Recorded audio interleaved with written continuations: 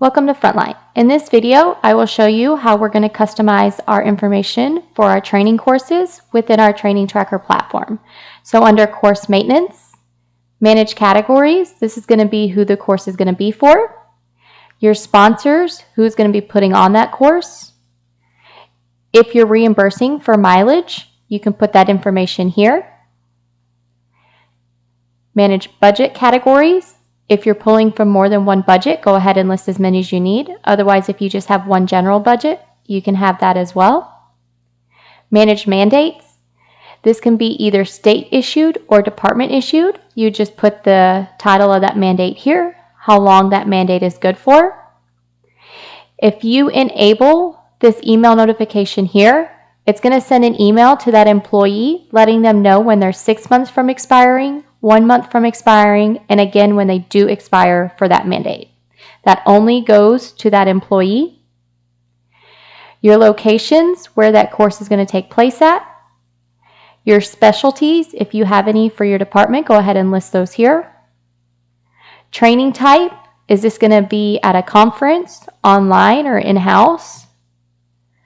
Surveys are an on-off feature. So surveys go out at 9 a.m. the following day after a course has been completed.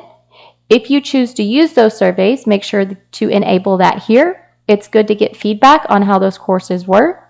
You get to customize what those 4 questions are. They can be answered yes or no.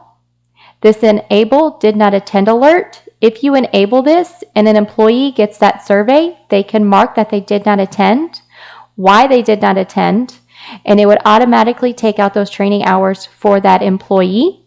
Otherwise, if this is not enabled and they did not attend, you would have to manually go in and take out those training hours. That way they don't get credit for a course they did not attend. You could also put an email of whoever you want to receive an email about somebody that did not attend. Manage CE categories. You can customize whatever your continuing education is. Your groups, so you can have as many groups or shifts that you want in here. You can also add people to these groups directly from here as well. So you can come in, add people, take people out as you need, assign those members, and now you would see a total of members in that group. If you click on that number, it'll show you who all is in that group as well. Manage cancel reason. So if you're canceling somebody out of a course, you can put a reason why. So was it short-staffed? Were they sick? Whatever it is. Manage request training. So you can allow your employees to request training. That is an on-off feature. If you are, just make sure this is enabled. Then you get to go choose whether it's going to go through a single tier approval or a 2-tier approval.